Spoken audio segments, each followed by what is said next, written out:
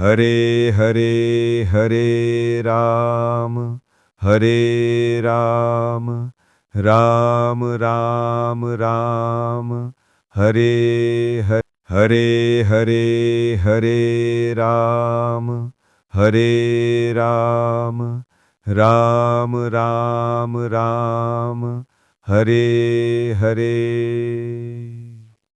1503 খ্রিস্টাব্দে পৌষ মাসের কৃষ্ণপক্ষের ত্রয়োদশী তিথিতে দক্ষিণ ভারতের পবিত্র ভূমি শ্রীরঙ্গমে জন্মগ্রহণ করেন মহান বৈষ্ণব আচার্য শ্রী গোপাল ভট্ট গোস্বামী।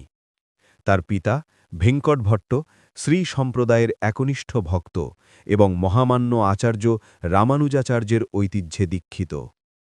সময়ের স্রোতে একদিন দক্ষিণ ভারত ভ্রমণে আগমন করেন সর্বপ্রেমময় ভগবত ভক্ত শ্রী চৈতন্য মহাপ্রভু।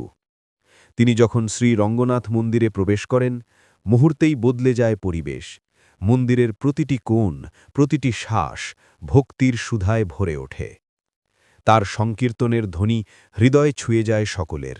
ভক্তির আবেশে নিমজ্জিত হয় সমগ্র মন্দির। গভীর আবেগে, প্রেমের উচ্ছ্বাসে তার দেহ ও মন হয়ে ওঠে পরম আনন্দের আধার।